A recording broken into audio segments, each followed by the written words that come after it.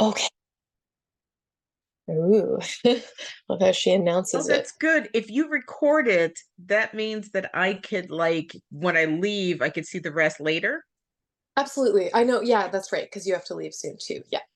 Also, let me make myself like slightly less dramatically lit.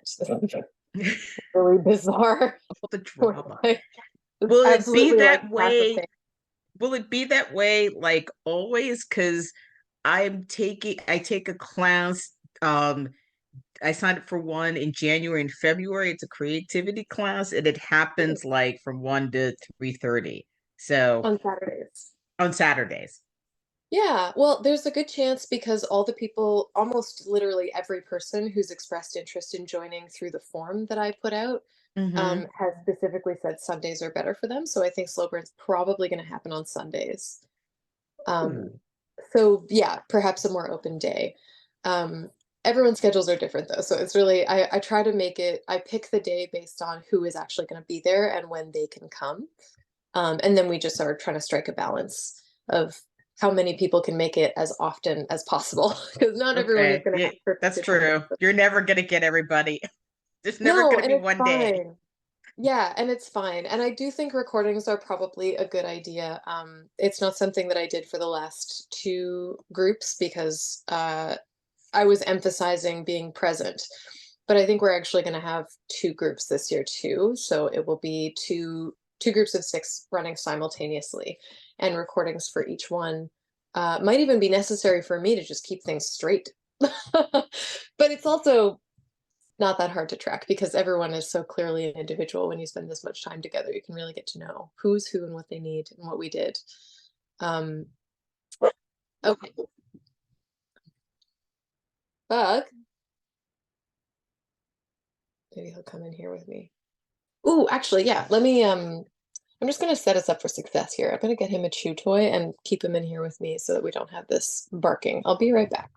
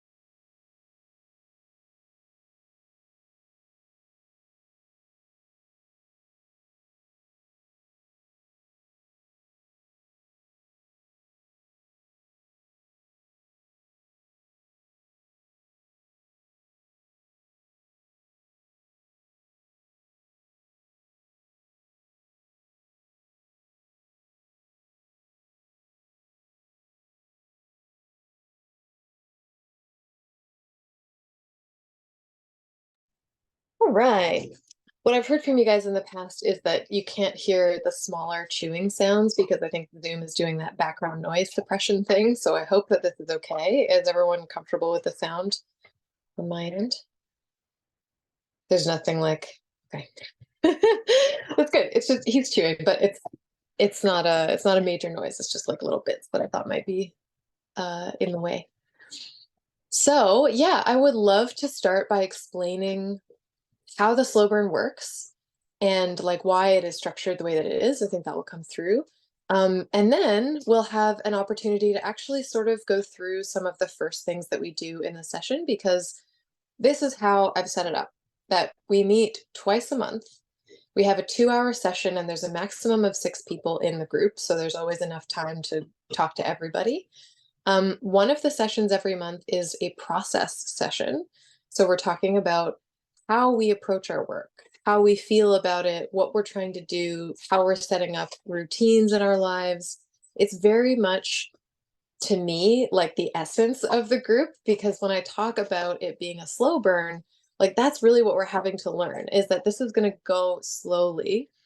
Um, Partially because comics just take so much time, and then also because I find that the slow process, at least how you slowly enter, like how you find your way, actually speeds up the whole finding results thing. It speeds up the process in general, but it's a longer view. So it feels really slow, and that helps us to find what's actually right for us, as opposed to barreling down one path and pouring a ton of energy at it while we're feeling like we're moving very quickly, only to discover that that whole time something was off. That whole time something wasn't working for us, but we were moving so fast that now our choices are to either abandon all the work that we just did because it wasn't right, or to keep going with it even though it's not right, and try to adapt, but within that constraint. So those are the things that going slow at the start helps us to avoid, that we don't have those crisis moments in the middle of the work, but instead we're sticking with, okay, we're going to actually learn for the first few months how we work, and then we're going to start seeing the results of that. And Michelle was only here for the last 3 months. Hi, Michelle. Um, because what happened was last year I had 2 different sessions where it was the first 5 months of the year, including free January. It was 6 months, but we didn't really do any work in January last year. And then the second half of the year, and we took July off, so that it's a similar thing where there's 1 month at the beginning where we're not meeting as a slow burn group, and then it was the second 5 months. But in both cases, it was just like, oh, this is like we're sort of quitting when we're just getting going. Like it takes 4 or 5 months to get to a point where you're like, oh my God, this is clicking. And then stuff just starts to happen. So I like to set that expectation. It's also something that I witnessed over and over, like in different people and in the 2 different sessions. That's really the timeline. So you got to like come in expecting that the first few months, you're not going to feel like you're getting anything done, but you are going to be learning quite intensively how to get things done. It's so strange, but that's why I want to outline it. So process sessions are how we're getting things done. We're looking at how. That's what we'll do today. Like we'll do it. We'll start. If you guys are comfortable with it, because I am recording the free January sessions for the purposes of helping other people who might be curious but unable to join us. If you're comfortable with actually being an example that other people will see, then stay on camera and keep talking to me. You can put things in the chat if you want to be engaged but not seen or not heard like that. But if you are willing to be seen in this process, then keep it all going, and that will benefit everyone. I mean, I don't want to tell you the right thing to do for you. That's entirely up to you. But I'm just saying, one of the things about the slow burn that also is like very core to how it functions is that I don't mentor each of you individually. We do this group together every time. It's always all of us or anyone who can make it to the meeting, because all of us are learning from each other as much as anyone might be learning from me. That we go through these processes, it's very similar to my other classes where you're on the discovery journey of your own creativity, and you're just doing that in company. You're doing that with other people who are on that journey for themselves. So you get peership, you get support, you get to communicate, have witnessing, have explorations, but you're very much not following my instructions so much as being present and reacting and responding and sharing what you've got going on, so that we can all be learning from each other in all of our different ways at the same time. What this also means is that you might have like a question. There might be something that you come with where you're like, I'm really stuck in this area. And then you come to the group and you say your thing and we have a conversation. And then 2 minutes later, someone else has a question and you're like, this has nothing to do with me. But somewhere in that conversation, new things that you didn't know you needed to hear come out. Or like a challenge that probably was going to happen to you at some point is now being addressed ahead of time. Not about you, though. It's got this like separation of it not being so personal that can actually really help with the learning of especially things that are hard to do. So I'm kind of bouncing around because I'm still very tired. I did make a coffee. I know I mentioned to Drawing Health this morning that I was going to have to do that with between sessions, and it's helping, but it's coming slow. So that's why I'm like a little bouncy on the order of things to describe. I'm going to come back now, though, to talking about our second session every month, because that will be the next session that takes place on January 27th, also from 12 to 2 Eastern. That one is a progress session. So I know I said you're not going to feel like you're making any progress for the first few months, but that doesn't mean you're not doing anything. You're just not going to probably like it very much. You're probably going to feel confused or frustrated and feel like it's going slow and feel like maybe you just never knew what you were doing. That's okay. That's what I mean by it being a very learning intensive period for the first few months. It's not product intensive, it's learning intensive. So the second session, that will be the one where Michelle, we get to actually look at your work. And if you're comfortable, that is, it's going to be another recording that people can take a look at. It's happening at the end of the month, so the chances that anyone who is outside the slow burn is going to see that second session are quite low because they'll only have access to it for the month of January, and then it gets shut down. And then people who actually join can go ahead and look at that stuff. So just to say, the part where we're actually looking at your work is not going to be as public as this session, if that helps. Or just, I just want you to know. I just want you to have your information. So just a little quick recap. What I was saying is that we meet 2 sessions a month. The sessions are 2 hours long for each time. They're likely to be on Sundays because of how I have so many interested people for whom Sunday is a better day. The one session every month is always the process session where we're in a process together figuring out how we work as individuals, what's best for us and what we're going to try and what we've learned from the things that we've tried already. And then the second session every month is a progress session where you actually can upload work to a Google Drive folder for that date. That means that I'm going to read it and that everyone else in the session has access to. I really like everyone to read each other's work. That's part of the small group as well, is you're not overwhelmed by like, there's 15 people throwing work into this folder. How do I read it and have feedback and have thoughts? It's just 6 people and you're one of them. So maximum you'll have 5 things to read, but also we work at different rates and sometimes people just don't upload anything. And I mean, Michelle, that's like never been the case for you. You always have pages. If no one else shows up and if no one else like makes anything, we can always count on Michelle. Not to single you out. And Michelle, that can change. I fully accept that you may not continue to constantly upload things, but I appreciate that you have done that. It's very helpful to have one person who's like ready to be read at every progress session. Um, so yeah, that becomes our second session where we're actually looking at people's work. We'll screen share it so that we're all really there together looking at the work, and we'll read it and we'll find out how each of these different points of view will take in the same information, and we'll talk about like, what am I seeing here? What am I craving? What's missing? Do I have any questions? But there's a specific process for that because I don't want it to just be a bunch of feedback that gets thrown out there. We're trying to make sure that the feedback is wanted and requested by the person who's being read because they might have a certain thing that they're struggling with and they just want to focus on that. Our other feedback might just clutter that process. That's one reason for it, but you can have literally any reason. If you show up and you're like, I want you guys to read this and tell me about all the things you love about it because I'm feeling really bad about myself today. Please just support the hell out of me. Like, that is what we will do. So it's a reading session. And like I said, I'm going to encourage you to bring things and show things for the first few months, but we really don't hit our stride until like the 4th or 5th month.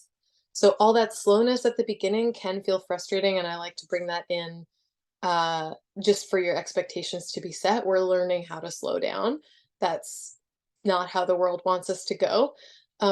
But then once we're into the second half of the year, like we can get a lot done in a very short period of time. Halfway through the year, there is Zero Draft July. So that is a challenge that me and my friend Sam Sharp started up last year just to get people into a sense of community around like making a really quick and bad version of their project from the beginning to the end. A zero draft is basically the draft that comes before your first draft. Because honestly, first drafts, even though it's supposed to be your first step, there's a lot of weight to those. They're supposed to be like something meaty, something good, something that's like, going in the direction stridently of where you're trying to get. And then your second and third drafts, you're hoping that that's more polishing than anything else. But you might need to do like a really bad version of the thing before you can even get to the first draft. That's what a zero draft is. So for that month, there will be the support of that like challenge or I don't know, just activity. I don't like calling it a challenge necessarily, but it does kind of spark me. It gets me a little bit more like revved up. So sometimes I do call it that. But there's no like winning or losing the challenge. It's really just like we're doing some work together. We have weekly meetings for that are open to anybody.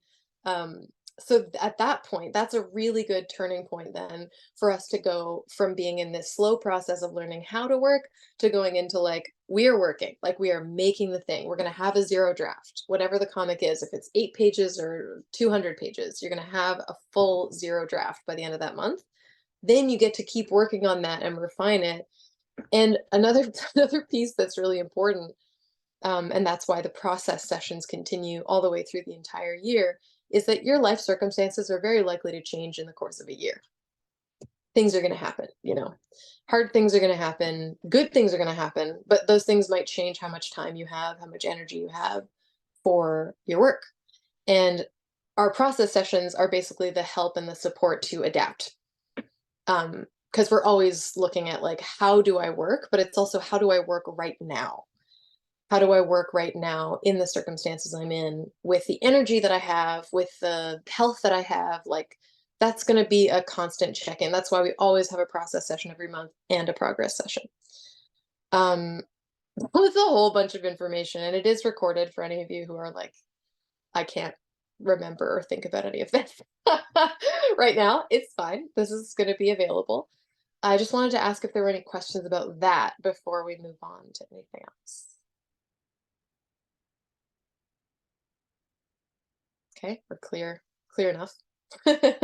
Cool. Well, for this part, I would say I've done enough just explaining how this thing works, and let's just do some of a process session today. Um, like I said, we have Michelle with us, who was here for the last half of last year. Before we jump in, Michelle, is there anything related to the process sessions that you feel like it would be helpful to tell folks before Um, we jump Everyone's in? very nice, and it's very nice. It's a very nice experience. That's why I'm still here.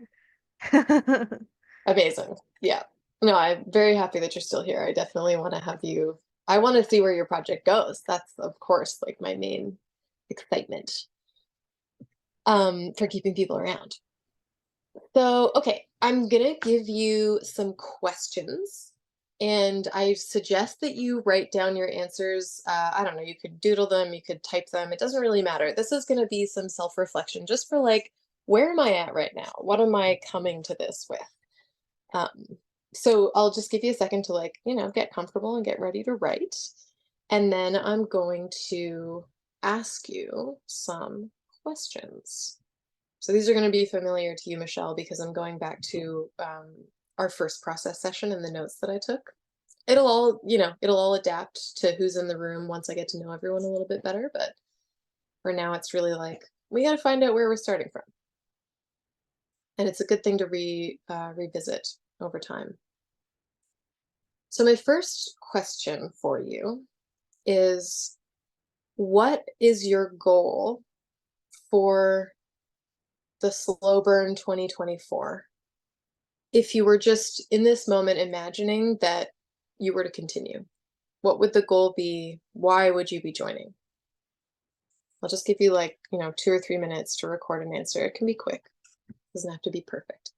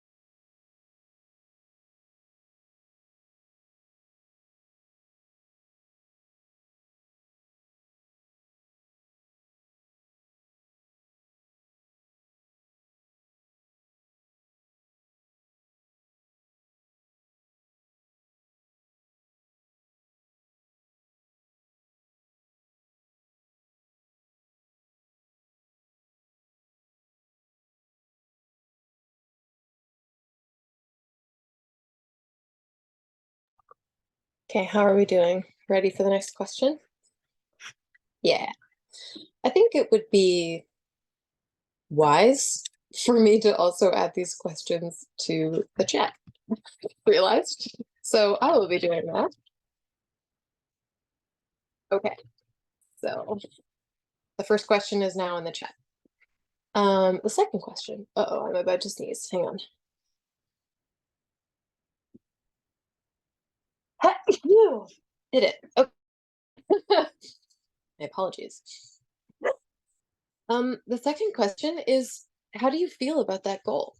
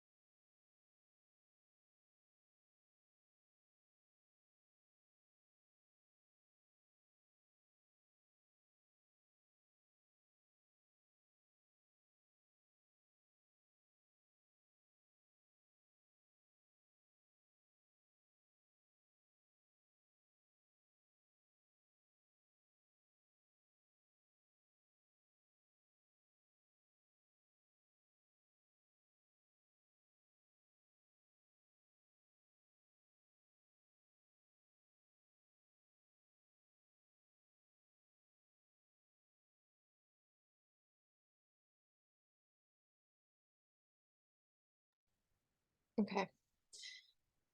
I put it into the chat, but I didn't say it before, that you should really try to be honest with your feelings about this and include all of them, even conflicting ones. So if you wrote what you think is like the reasonable feelings you have, but not the unreasonable ones, like just real quick, add the unreasonable ones right now. Maybe the unattractive ones, maybe the frustrating ones. I mean, I put frustration in mine because I'm doing this along with you right now. I also want to be, in this with my own work, which has always been a challenge, just balancing teaching it and doing it at the same time. But this is one of my commitments for my year, is that I really do need to prioritize my own work. So I'll be in it with you. And one of the things that I put on my list of feelings was that I feel actually a bit frustrated that I haven't done more until now. And that's like, not a feeling that I think I would like to continue having, but I want to acknowledge that it's there.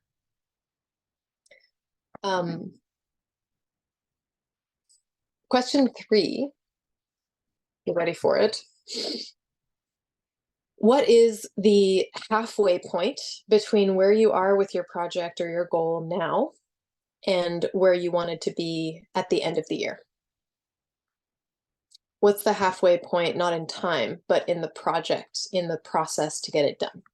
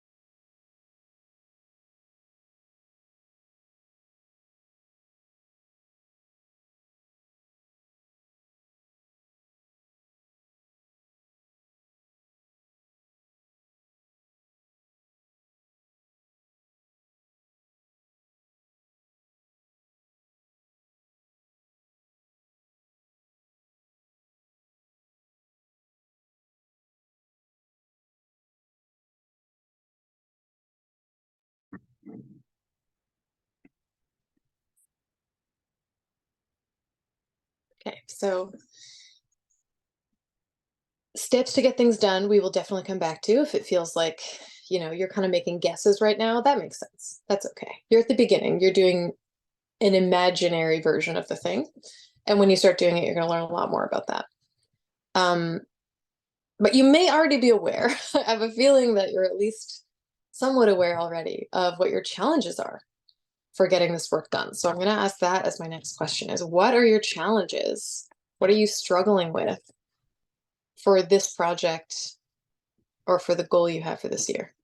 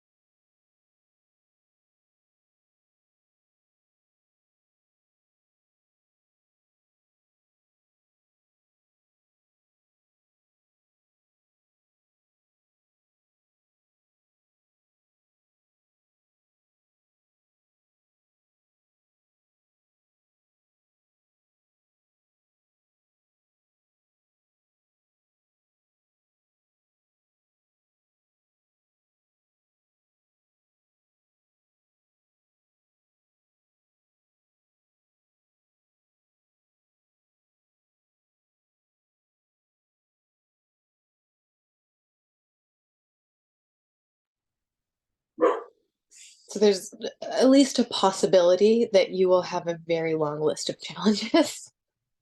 There's at least a possibility that you know all of the things that you struggle with so well that this list just got like huge. Or just that the few things on it, they feel really, really big. It's really good to note that.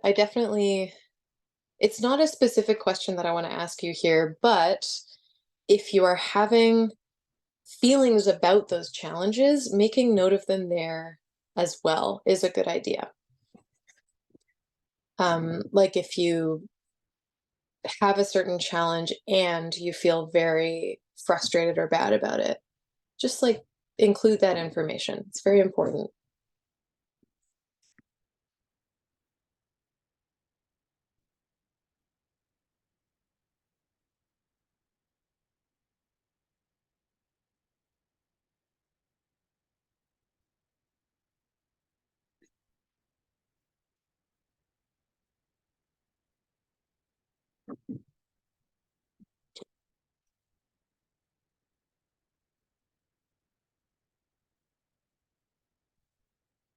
And coming out of that, I have another question that this might be, it can be harder, honestly, it can be harder. But the question is, what are your favorite parts of making comics or of making art if comics is new to you? Which parts feel the best while you're doing them?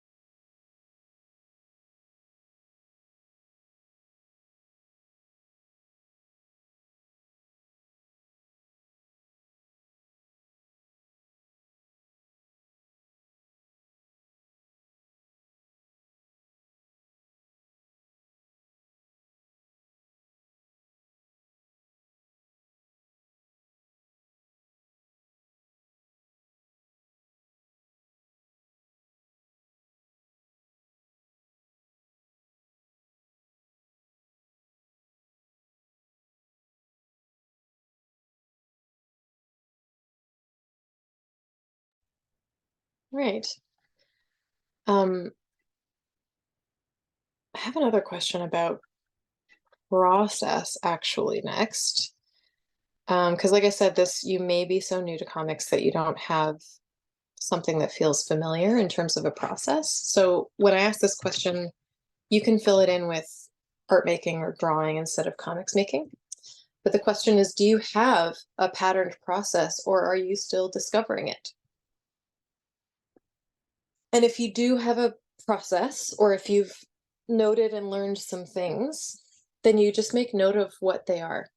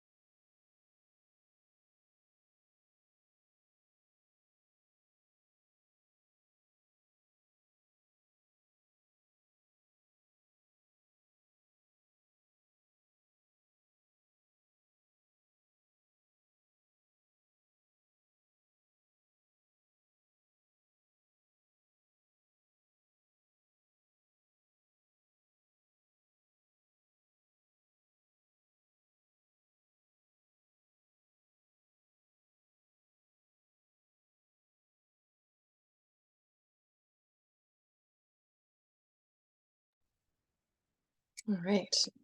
Next few questions are a little more just straight ahead, I'm going to say. What time of day do you like to work?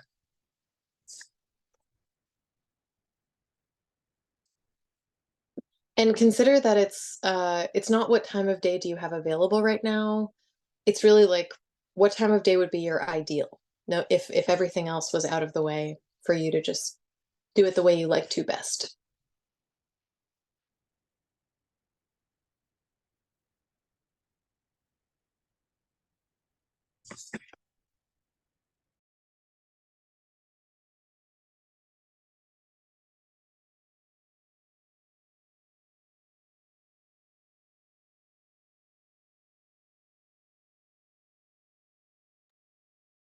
And then do you prefer to work alone or do you like to work with people around, either in person with you or on a Zoom call? Are you a body doubling type of person? Do you like a co-working session or do you really like to be on your own to focus?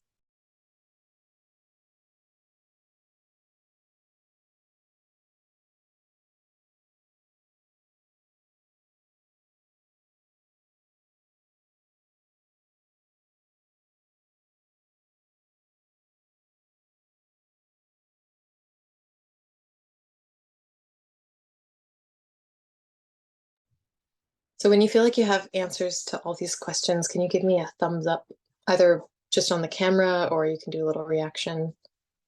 I just want to make sure we're not moving on too early for anybody. Great.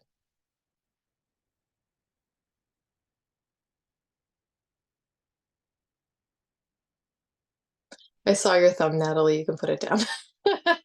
I know you're making sure, but I was just like, I don't want you to be sitting there for so long just holding this up.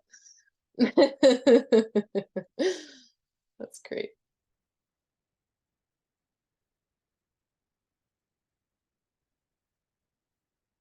Okay, so you just did a lot of reflecting, a lot of exploring. What are we going to do with it though? Because processing like, yes, when we come to these sessions, a lot of what we do is just check in. And that's really helpful for hearing how everyone else is struggling with stuff and what we might want to achieve. And that's exactly what we're going to do next. But with the idea that I want to just like plant this seed in your brain right now, with the idea that we're going to look for a minimum that we can set for ourselves to experiment with for the next little while. We have 2 weeks between now and the next session. So even as you're telling us, I'm going to ask you about, what you're working on and how you feel about it. Even as you're telling us those things, I'm just going to encourage you, and in my feedback, I'll encourage this as well, to look for a really small action you could take towards any of that. And also something that feels okay to do, because we're going to focus a lot on what feels easy and right to do, as opposed to setting a high bar and then feeling stressed. That's the sort of orientation of it. But yeah, you've done reflecting for yourself now. I want us to dive into greeting each other, and I'd love to get to know what each of you has on your mind. So it's basically the answer to the first question. What are your goals for this year? Why are you here? What are you interested in? And I'd love to just go around and get a little bit of that from everyone so that I can understand, who's in the room and what we're all working towards. So I know that Michelle's done this a bunch before. Would you like to start us off? Sure. Thank you. Thanks for letting me just pull you out, because I'm like, people are slow to volunteer. I'm not going to even ask. I'm just going to tell Michelle to go. Yeah, so so you want me to just run through the basics of like my answers? No, I'm gonna say just the first one. Just like, hey, what's your comics project? What is your goal? How are you feeling about it? Like, really just that. Just as an introduction. Like, and Okay. also tell us where you are in the world, because we're gonna get a little map going in our heads of how we're all connecting. Sure. So name, project, and location. All right. So my name is Michelle. I am located in Alexandria, Virginia.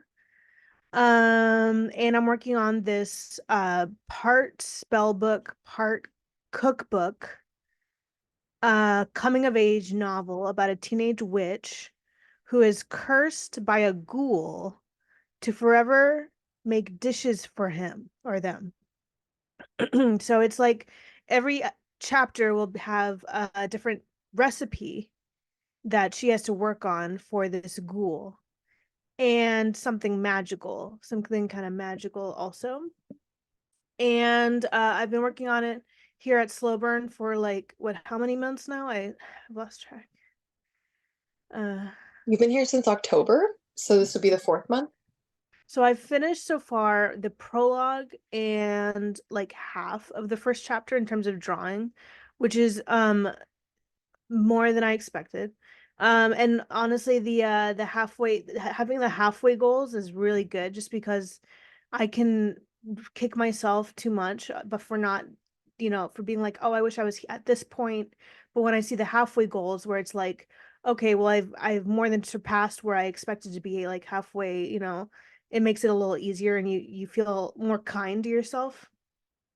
And so yeah, and so I'm excited to I already have like 4 chapters uh written, so I'm excited to really just make progress this year and try and do more. Yeah, that's awesome. I mean, I love that, you came in and, like you said, maybe, I think, again, I'm just going to out you a little bit, Michelle, as being like very ambitious. Like, Michelle has like all the goals set out that are like absolutely achievable, but it's hard to see those goals as not being achieved when you don't quite get there over and over again.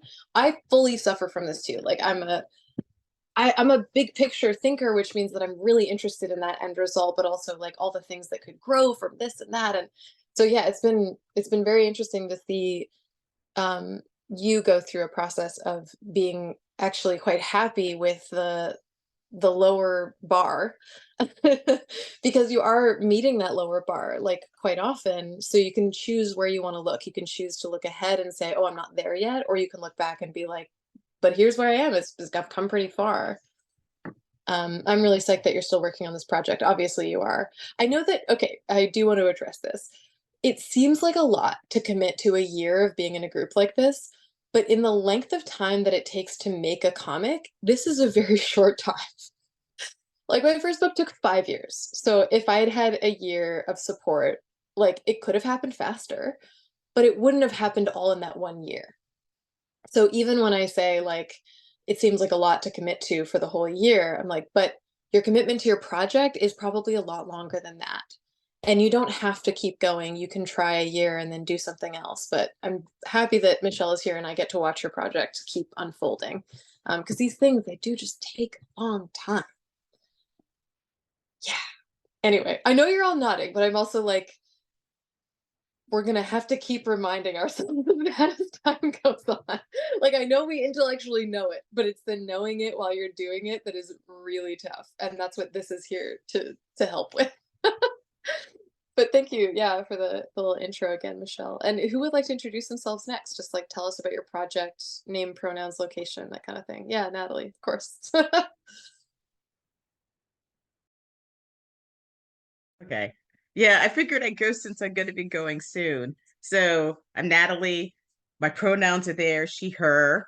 I'm in Potomac, Maryland, near you, Michelle, since you're just across the river. You said that was like, she's close. Because everybody else is like Midwest, Canada, another country. So you're pretty close. Um, and the thing that I want to do is I want to write this tarot herbal detective, and I know it Wow. really is like it's a double thing, so it's not even just like I want to write this one story. I want it to be a series, and in it there's two detectives, really, one from the past and one from the future, and whatever it is, it's related. um and then Ooh. I'm also going to make it like more complicated, because I wanted it to either be the infused in mystery or brews and clues, like that's what I Mhm. was thinking. And um I was trying to decide if she's an herbalist or if she's a tea sommelier or whatever, and like have the like things like that, and just like the tarot card that goes with the like the herb, and like she's also like a mystic. And my I know my problem is there's a lot of stuff in there that I'm gonna have to like pull out, but Mhm. it's like a lot of the things that I like, and I haven't Yeah. decided who's died or whatever else yet. And I already have it as a series, but with two like protagonists, like one in the past and one in here. But Yeah. Well, I feel like if you were to join us, that you and Michelle would be in good company with that. Like you can both really sprawl your ideas, and it's like you have the ideas. Like it's not just a sort of vague notion. You're really there. But then like executing that is going to be its own challenge, which I hmm love.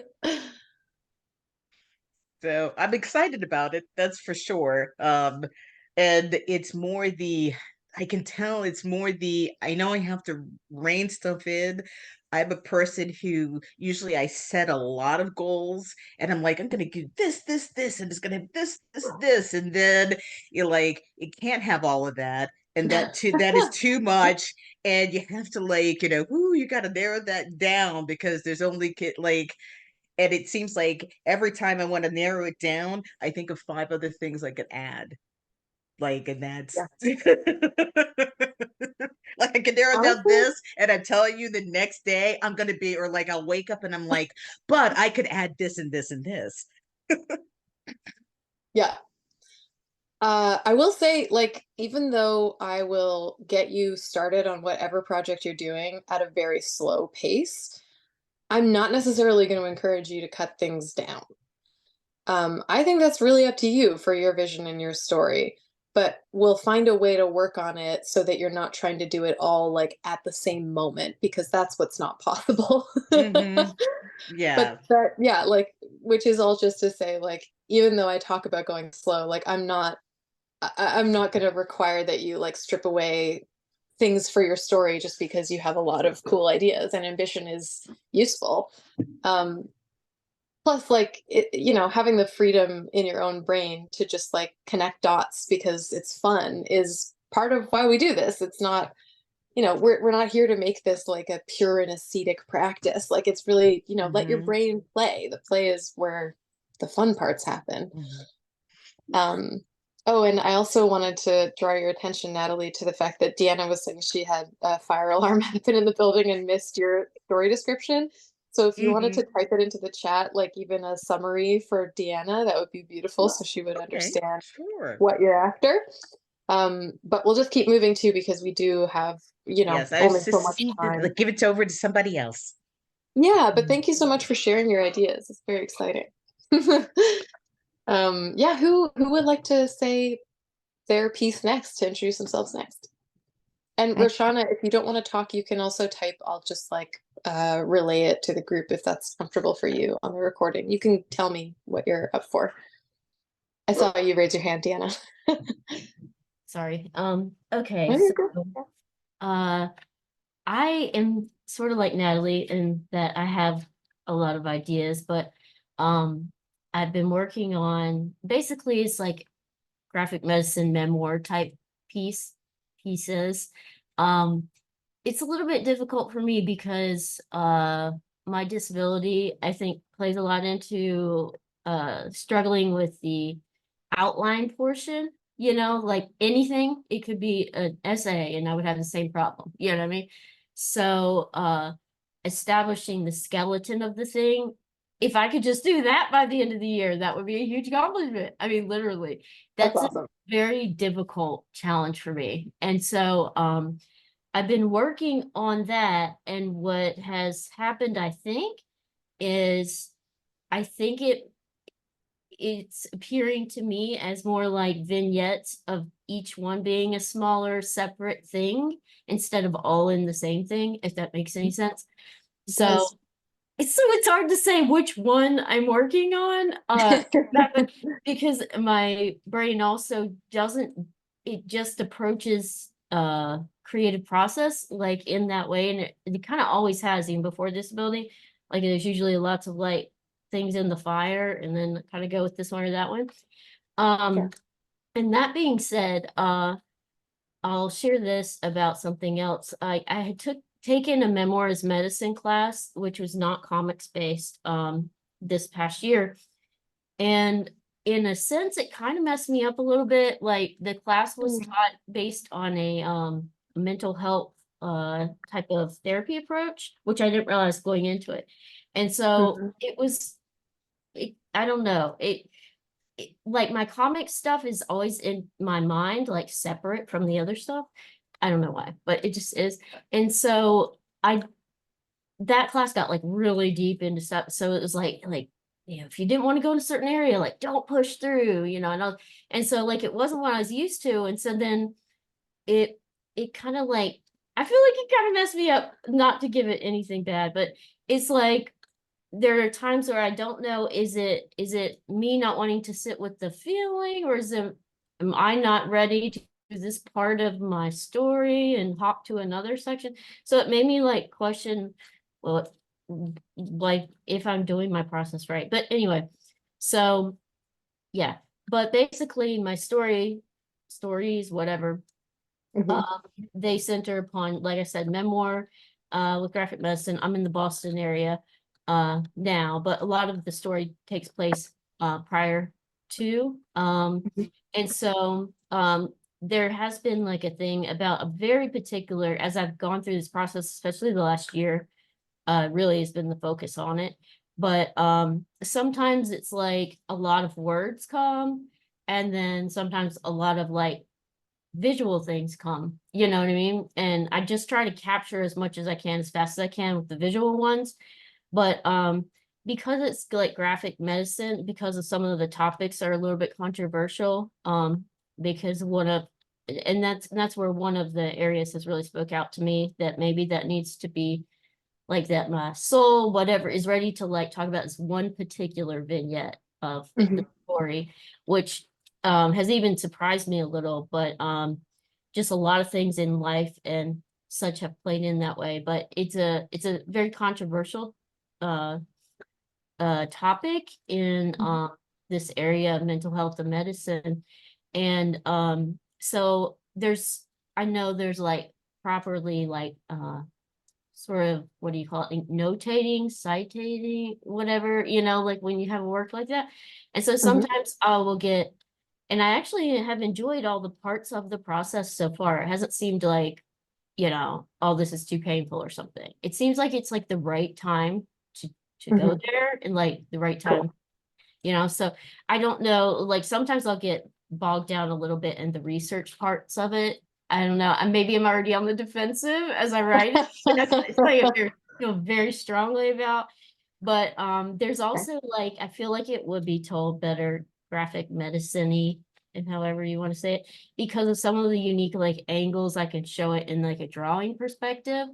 Yeah, totally. So that people can really like not be able to unsee that image, and like be like, whoa, like really force empathy maybe.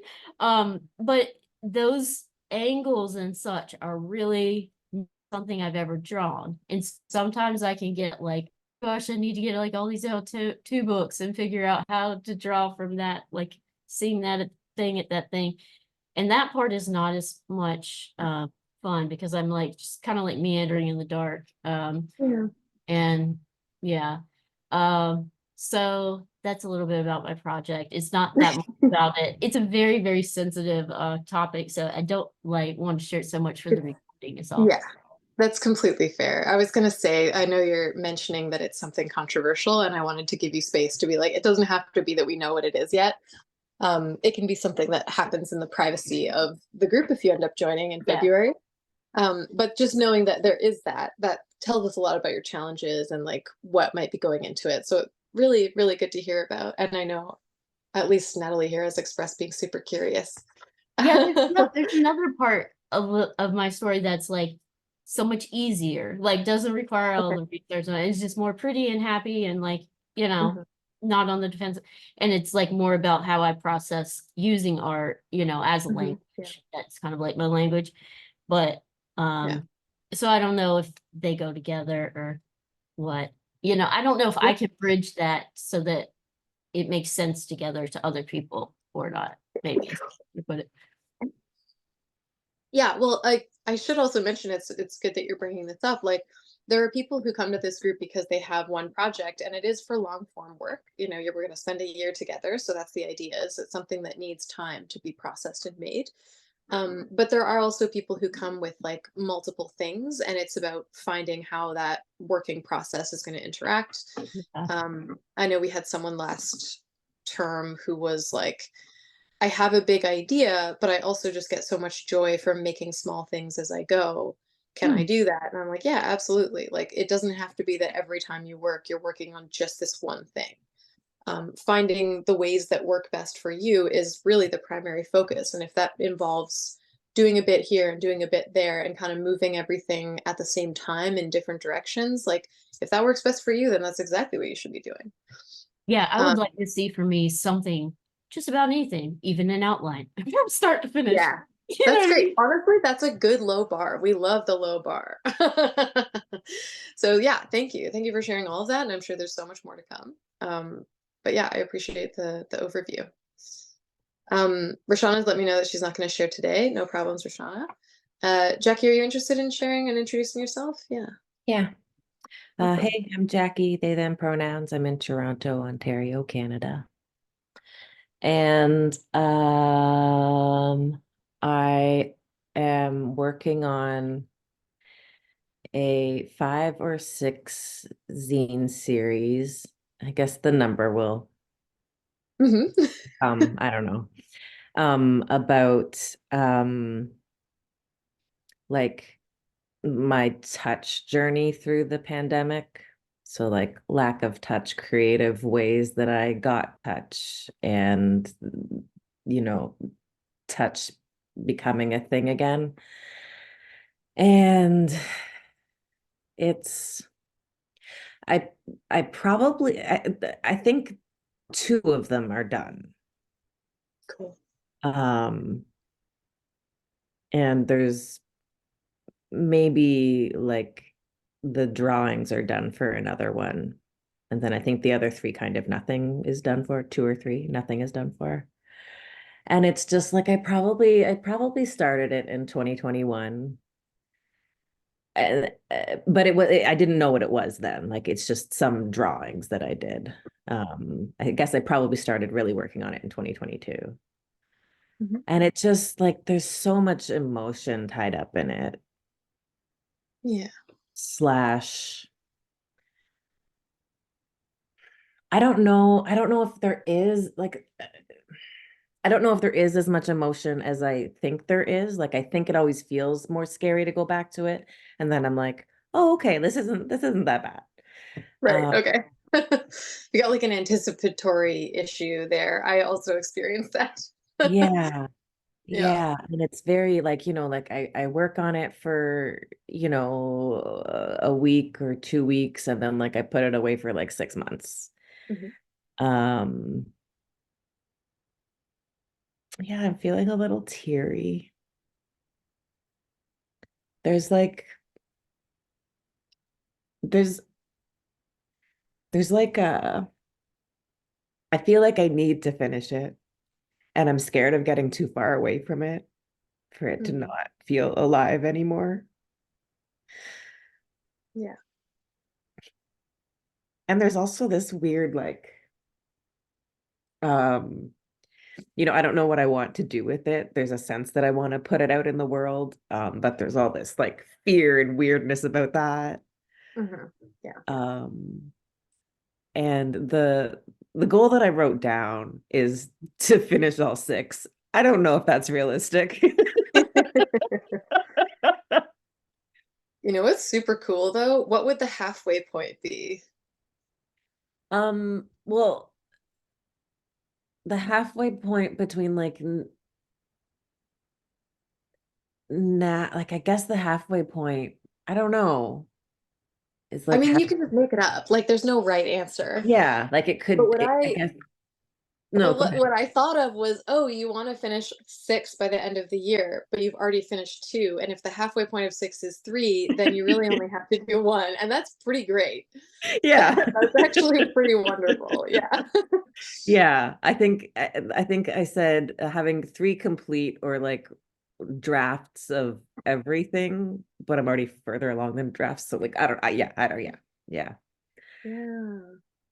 Yeah, and I'm really I don't know if I can join the year-long container, but even just when you said like, we'll be meeting again in 2 weeks, and I'm like, oh, right, it's already like we're kind of in it.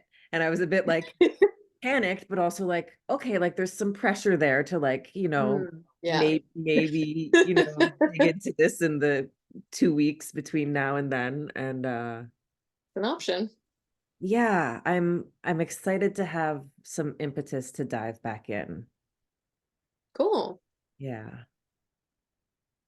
That's great. I mean, even if it's just going to be this month, like I'm glad that there's time to feel that out for Yeah. sure. Um, Also, yeah, there's some responses to you in the chat there. Oh. This is why the group is so good. I mean, this is why having a group instead of just one-on-one interactions is so good.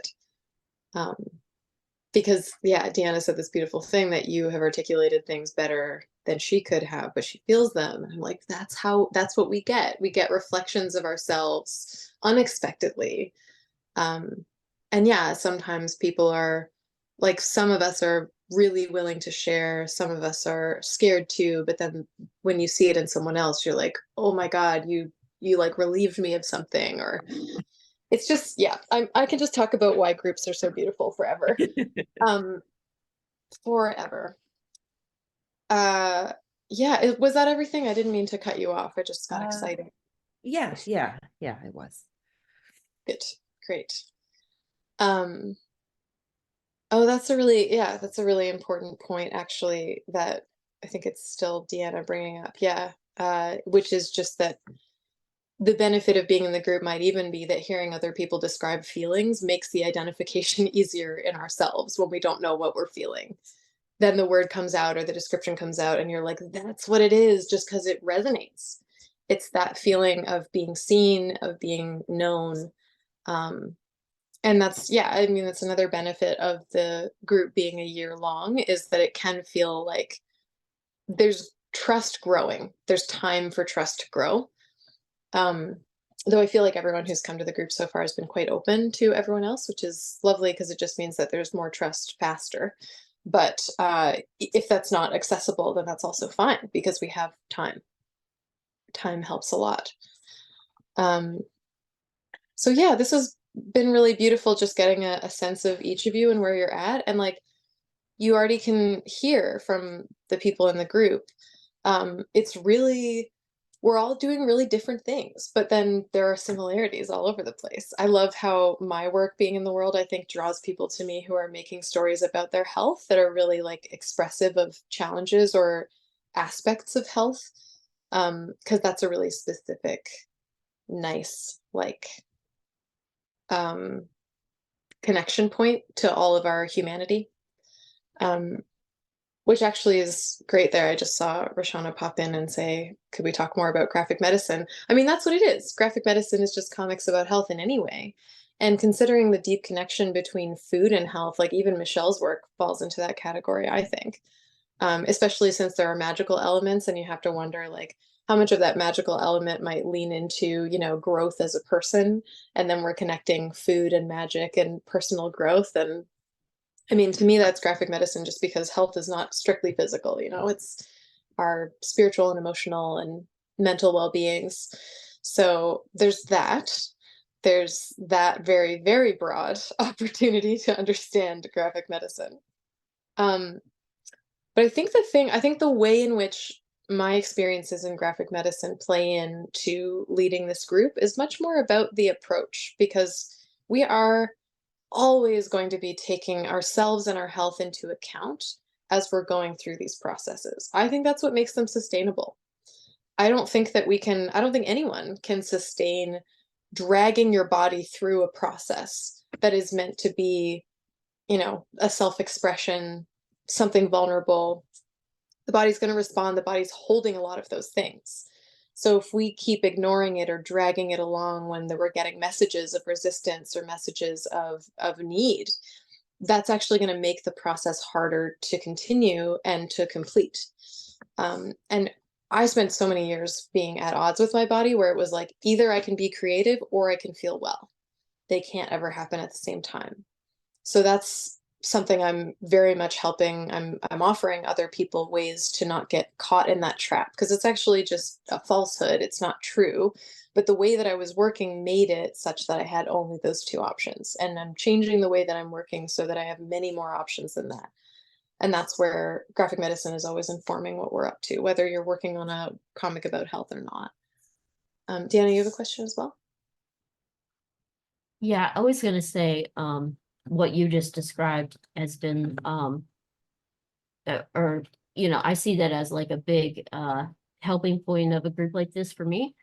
But there's like the flip side too, and that's the part that's difficult, like as an artist, and when I was referencing that one class or whatever, and the challenges was there's what you just said, but then there's also, that like, how you gonna put it? I don't remember the quote, but there's like a quote by Maya Angelou that talks about like there's nothing worse than a story inside of you, like that hasn't come out yet. And I feel like in my own situation, in certain areas, that is what's keeping me ill in a sense, is that it needs to be processed out.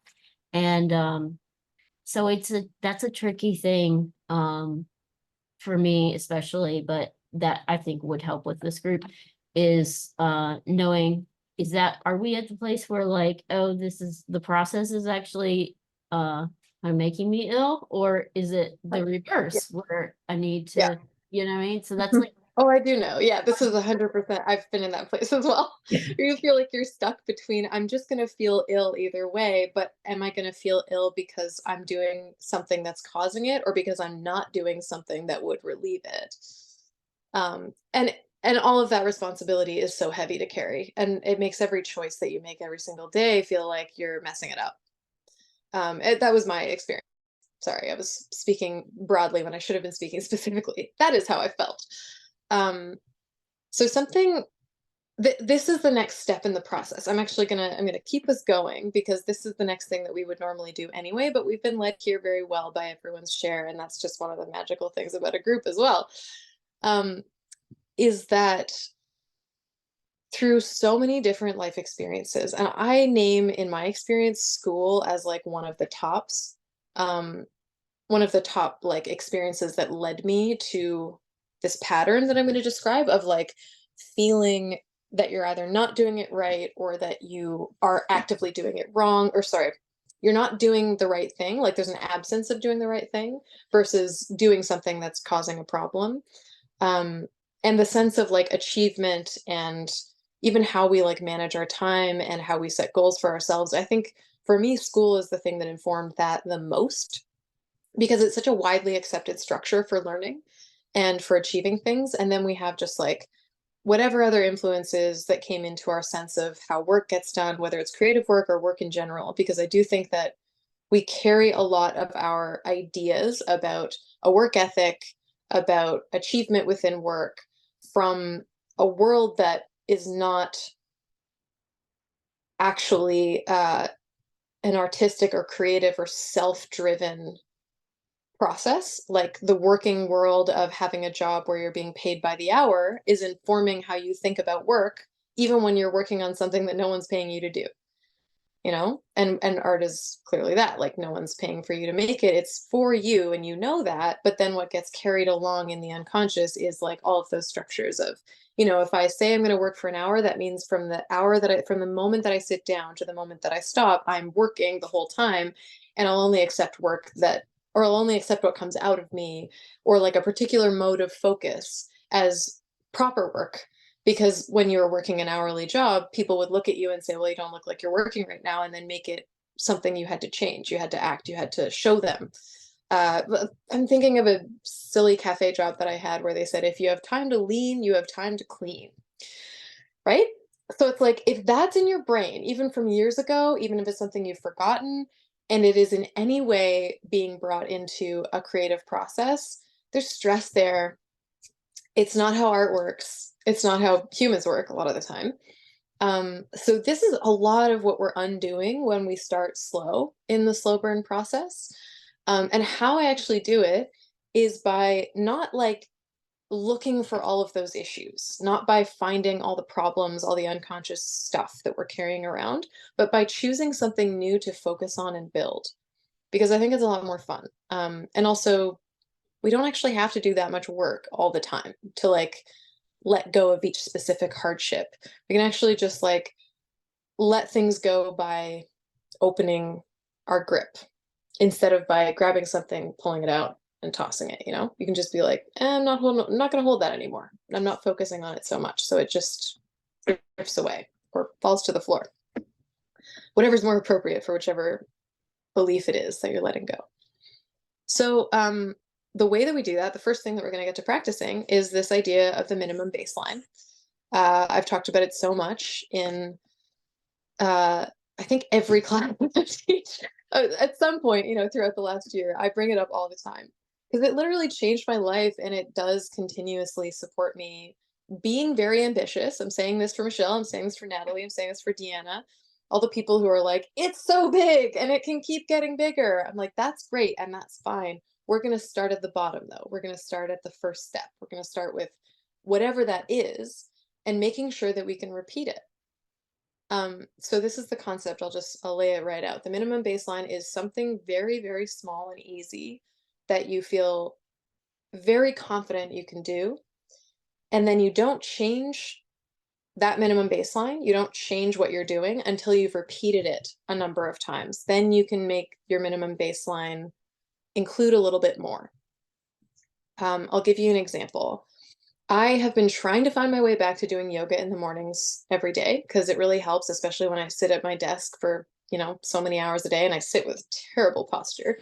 So I might as well have a little yoga in the morning to like loosen my body from sleep and bring me to a place where I can sit without being in pain at the end of the day. For me to bring yoga back into my life on a daily routine, that's a pretty high ask. That's a tall ask. Because I struggle so much with routine. So to make this happen, my minimum baseline is I would like to do one 10-minute yoga video because I like Yoga with Adrienne on YouTube. It's really easy to find a video that fits that 10-minute timeline. I would like to do a 10-minute video as often as I can. And that's super vague because I'm basically agreeing with myself when I don't do it, that's not going to become something I think about. When I do it, I'm going to be like, oh, it's nice that I'm doing this. This is how often I can do it right now. But if you wanted a concrete number, I might say I want to do that 10-minute video 2 days out of my work week. And for me, when I do it, if I do it on Monday and then I do it again on Thursday, I'm going to give myself the acknowledgement of like, cool, I met my minimum baseline. That's great. When I don't meet the minimum baseline, I change the minimum baseline.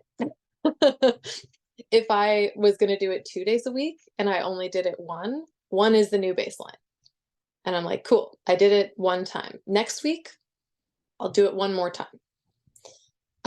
If I do it once a week for a couple weeks in a row, and I'm like, this is easy, I think I can do more, I'll do more just because I want to. But I won't change the minimum baseline until I've repeated it enough times, until I've got maybe 4 weeks under my belt or 8 weeks under my belt where I met the minimum baseline or more.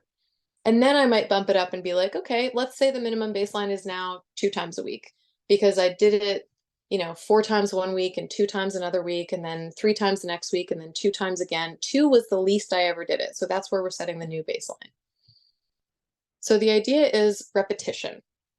Repetition is super important.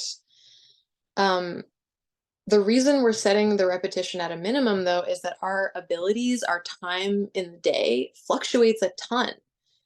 And we can't like rearrange our lives to make something happen that we haven't been able to do yet. We want to choose something that we know we can do that feels like, actually, this is so easy. Why am I even giving it to myself as a goal? Well, just to make sure that your theory that it's easy is actually true. We get into really bad tangles with ourselves when we have like an idea of something is easy and then we can't do it. Because then we're saying, oh my God, I can't even do this easy thing. What's wrong with me? So we have to go with what's easy and then finding out whether or not it really is easy, just to learn. And to actually take what we learned seriously, we'll drop the goal as low as it needs to go until we are sure that it is easy both as an idea and as a practice. Is this all coming clear? I'm asking myself the question of like, I wonder if I could say this more simple, but I've already said so much. I don't want to run over it 1,000 times. So we had, in our questions, we looked at the goal we have for the year. We looked at the half goal. What would the halfway mark of that be? But now we're just going to get really granular to like today, or maybe like for the next 3 days or the next week of days, what would be the smallest action that you could take that would bring you closer to your halfway goal just within the upcoming week? What would be the smallest thing that you could do such that when you think of it, you're like, oh yeah, of course. Yeah, I can do that. Yeah. And write it down.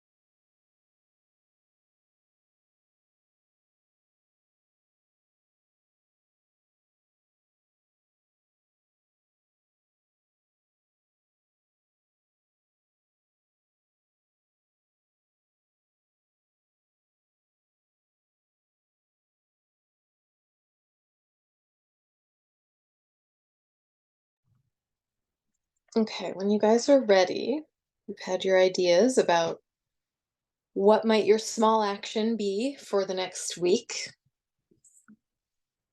Um, because this is such a hard thing to do, to make small goals, we're all very good at coming up with like really big goals, important ones, things that would really excite us. Small goals are less sexy. So I would actually love us to go around and name what it is that we'd like to do.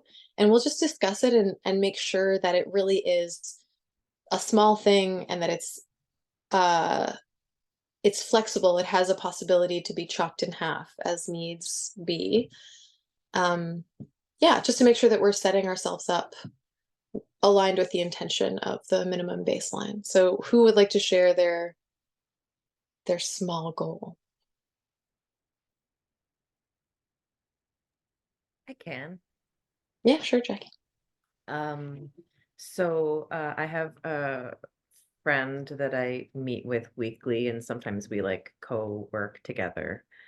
And so my goal is to talk about / work on / look at the existing drawings with them 10 minutes each week at the beginning of our chat. Yeah, that seems super doable. Yeah. How would you cut that goal in half if you find that challenging to do? Well, I'm pretty sure that I can at least do talk about. Mm-hmm. Okay. Yeah. Like, even if I'm saying like I really don't want to look at my comics, like, you know, I'm talking about it. So True. No, that's a I guess it would very be for flexible any goal. amount of time. Yeah, absolutely. And you could, if you needed concrete versions of cutting it in half, another suggestion would be talking about it for 5 minutes Yeah. or talking about it every other week. Yeah. You could do both, talking about it for 5 minutes every other week. Yeah. There's Okay. your quarter goal. Yeah, that's good.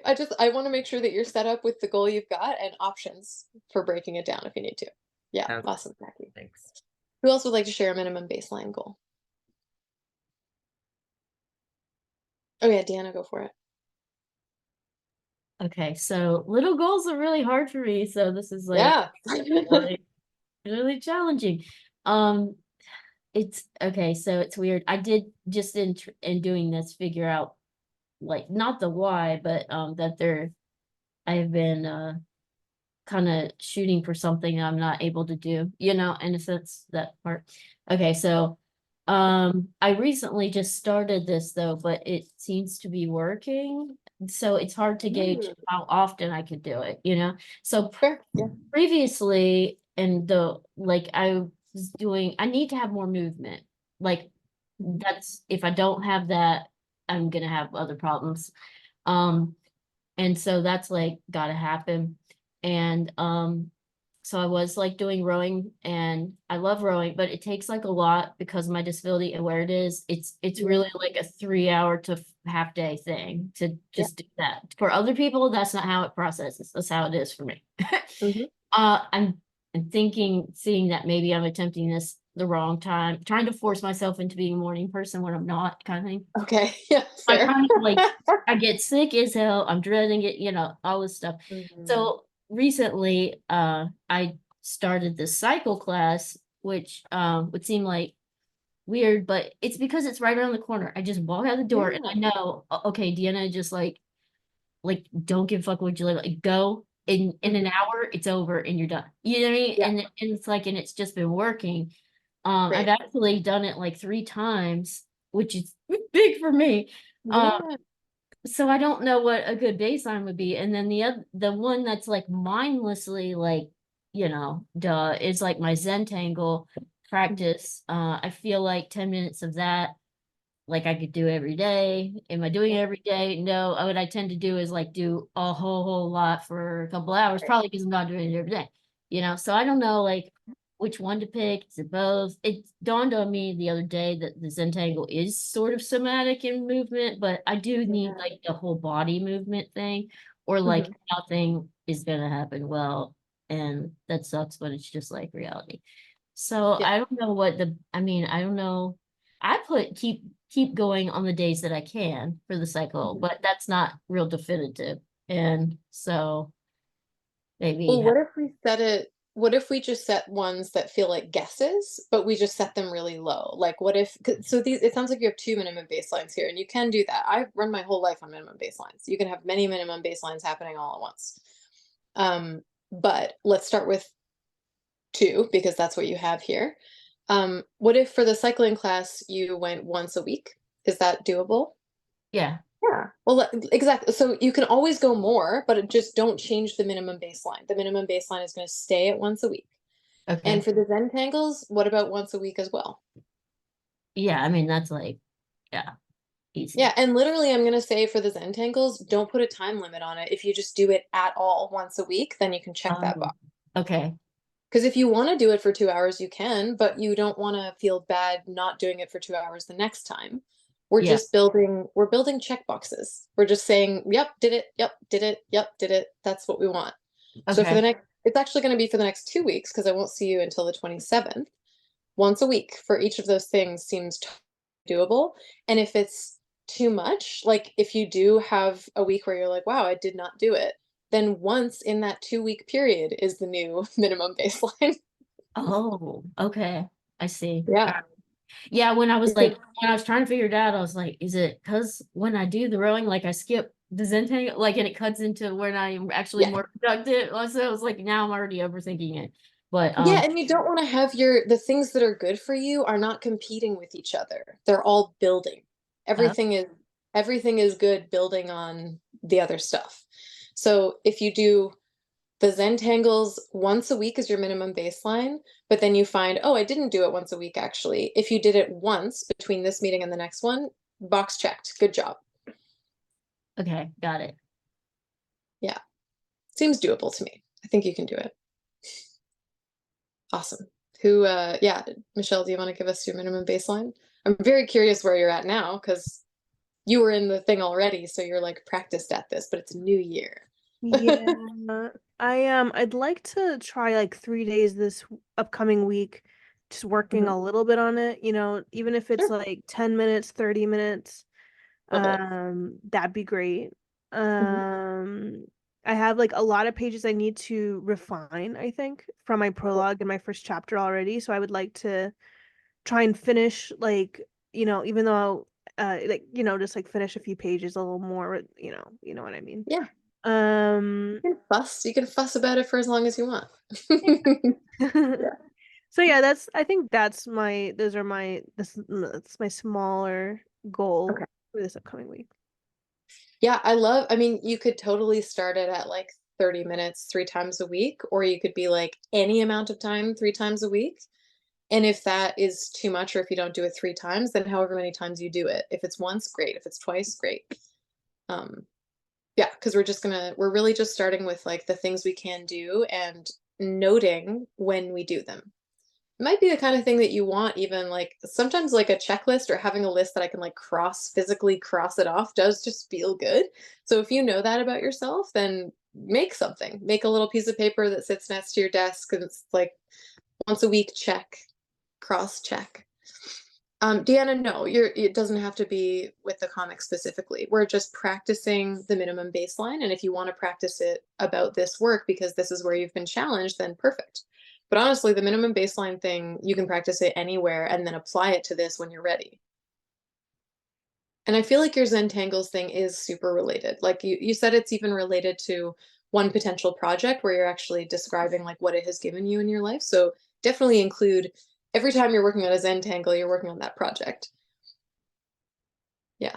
And then the other one we'll see. But like everything when you're ready, we're just going to practice this idea because as you guys found, setting small goals, very challenging, counterintuitive, feels like it's not going to satisfy you at all. But actually what's going to happen is the total opposite. It's very satisfying. It builds confidence. And that is actually what most of us need more than anything is the confidence that we can do something. And then we'll find out what that something turns into. Okay, so we still have half an hour on our time together. Normally, like this is essentially a full session for a process day. As we go, my questions and the exercises we do change because we're all learning stuff and becoming coming up with new challenges and all these things.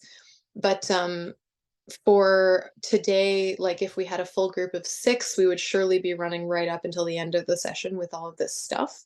I don't want to add anything to this session because we have time. Sorry, just because we have time, I don't want to add, because I feel like we have done a perfect amount of work. That is quite enough. It's a great amount of stuff that we can integrate over the next couple of weeks. But because this is also kind of like an open info session, if anyone has any questions about how the slow burn goes, like we can just make sure that you get all your answers right now.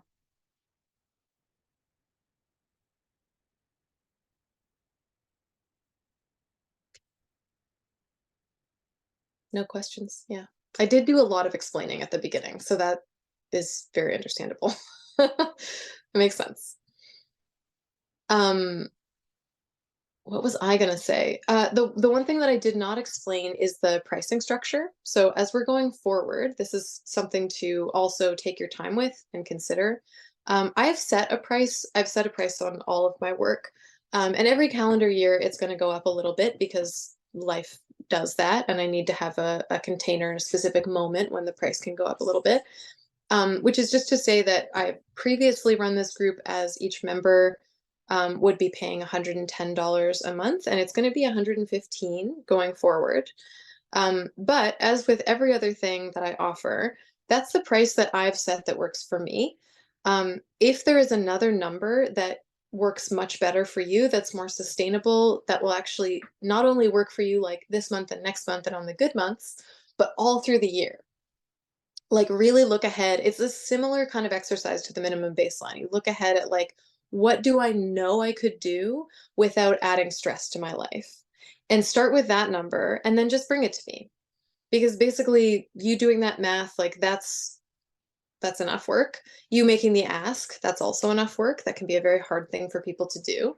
But I'm comfortable with whatever number is going to work for you because we're building something over time. I don't want you to start out feeling like I can do this much now, but then later be stressing that the number changes. You can always just come back to me and say, hey, I've got to change my number. And oh, Deanna was asking about the option to pay a lump sum for the year. Yeah, of course. Of course. Basically, I'm open to whatever plan works best for you, actually.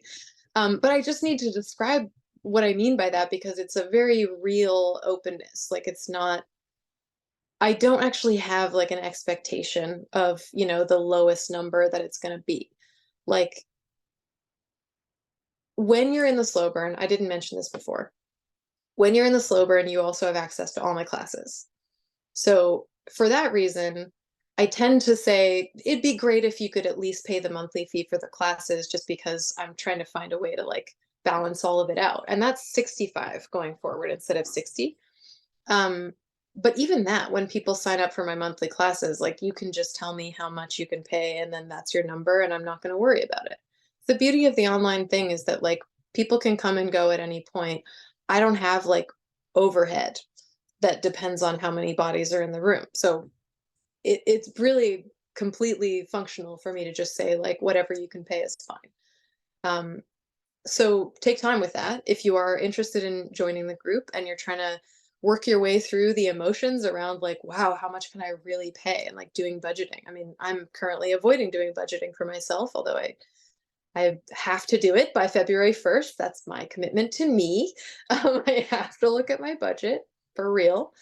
So yeah, I mean, it might take you a couple weeks to sort of get there with your own numbers and to get comfortable with telling me what the number is.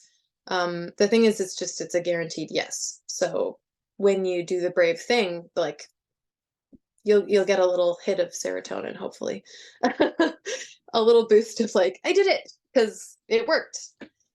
So yeah, that's there. Even and like, you know, for someone like Michelle who's been in the group before, I like even though you were paying a certain number last time, like if that's changed, it's fine.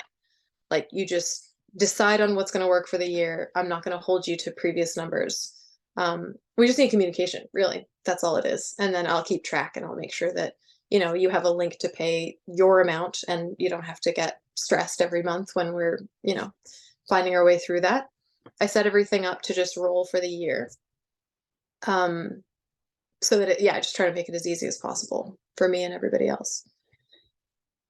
Rashawn is asking about what the expectations are from a noob coming into an existing working group. Well, here's the thing, actually. So I do have folks who are going to carry on from last semester, and I guess that means that they're more experienced, so they kind of know how we do this and what we're doing, and maybe they've been making comics for longer than you.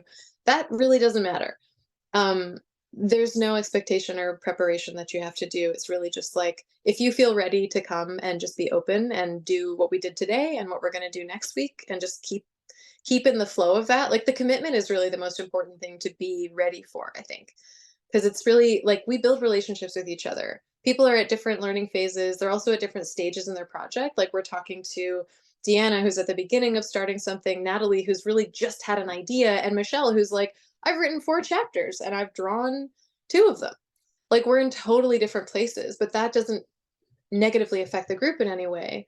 We're all going to learn from where everyone is at, whether it's, oh, I see you at the beginning and I remember being there, and now I'm learning like how you're approaching it and what I can take from that, or whether you're looking at, well, I'm at the beginning and I see you at chapter 4 and you're struggling with the same things I am. Okay, so I don't have to be so scared of getting to chapter 4. Like, Michelle got there before me.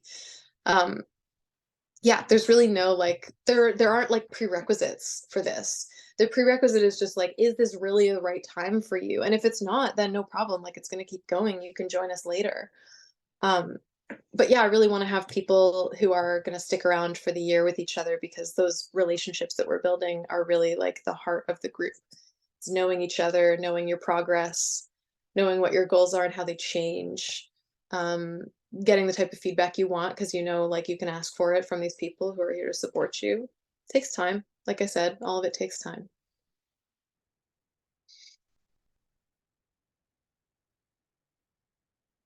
I'm just checking. Deanna's asking about, yeah. So yeah, when I say you have access to all the classes, I mean drawing health on Saturday mornings and the drawing the inside out classes on Tuesday nights. This I consider to be like a slow group mentoring session. So I'll refer to this as a session rather than a class. Just so you understand like my language as I go forward. But yeah, you have access to the classes that happen live, and also all the recordings from previous classes, just like anybody who's signed up for the subscription. You just have the subscription plus this, plus more. Yeah, Deanna, what's up? Can you, sorry if this is redundant for anybody, but can you Okay. say or explain the book club thing that's totally separate from this? Mhm. Just, I want to make sure I have it all straight in my head. I know, I do so many different things and everyone has to track them, and so do I. It's like so many different pieces. The book club is actually something that I just run for fun at the downtown comics shop here in St. John's. It's not that it's at the shop, because it's a hybrid thing, so you're always welcome to join just over Zoom. But basically, I just like pick a book we're going to read each month, and if you happen to buy it through that shop, you get a discount because I'm supporting their sales by doing this. But it's also just like, you know, get a copy, read the book or don't. You can come to the meetings even without having read anything. And we meet once a month, and we have like a nice little in-person spot to meet so that people can be together and hang out if they happen to be in town. And otherwise, there's just like a little tablet I set up so that people who are virtually joining us can still be present, and we have just conversations about whatever we read. It's only an hour, so it's never like a huge commitment. But yeah, it's just an excuse to read more comics, really. And to sign up to get the link for the Zoom and to have like the announcements of the books and stuff, you just have to go to the Downtown Comics website. I'll put that in the chat right now. So downtowncomics.ca, and there's a book club tab, and then you just like put in your email, and you'll get emails every month with like, here's the book we're reading and here's the date we're meeting. And you'll get a reminder email on the day of the meeting to make sure that it's in your mind. Yeah, like we're meeting on the 31st this month, so you'll get an email that's like on the morning of the 31st, or maybe on the 30th, saying, hey, it's tomorrow, or hey, it's tonight. Yeah, it's just for fun reading comics, really.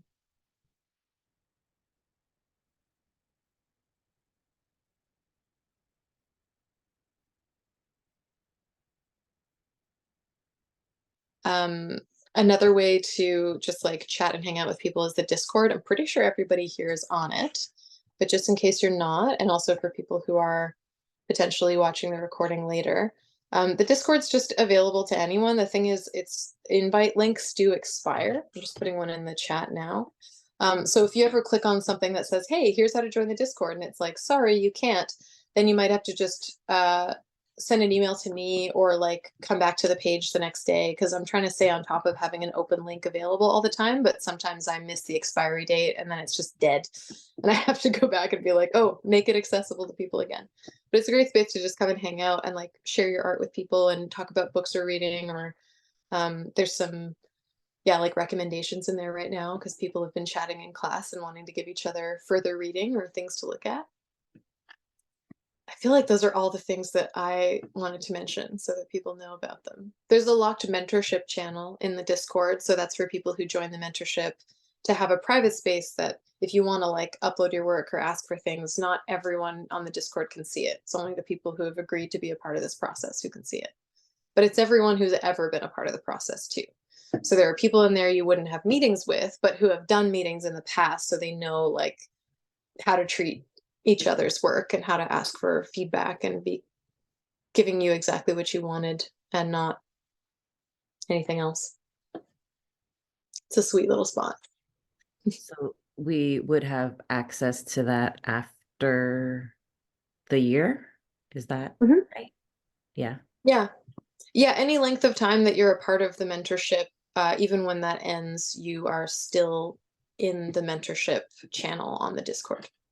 Okay. Yeah, I mean, people have left and come back, and I don't want them to feel like they, totally missed out all the way through. And sometimes people are just, making friends and need a place to connect and have like little hangouts or co-working sessions. Those are also an option in the Discord because you just start a voice or video meeting. Anyone can do that. It doesn't need to be me like with the Zoom. So that's a nice space for just like keeping up the support, whether you're in the groups or not. Deanna, you have another question? Yeah, sorry. I know like everyone is not necessarily doing like memoir work or whatever, but as we're in it, if we're in like the mentorship, do they address like questions like how you tell a story without having like some kind of like legal complication, because you're telling something about something that really happened, if that makes sense? Yeah. Yeah. I mean, literally anyone, like when you're in the mentorship and you have a question about something that pertains to your work, like you can just ask it. It doesn't have to be that everyone shares the same question. They'll all learn from the question being answered, which is why it's cool to have people who are working on such different things. But also, that is to say, like there are a few other people who are working on graphic medicine and memoir-based stuff. So it's not that you'll be the only one there doing that either. Yeah.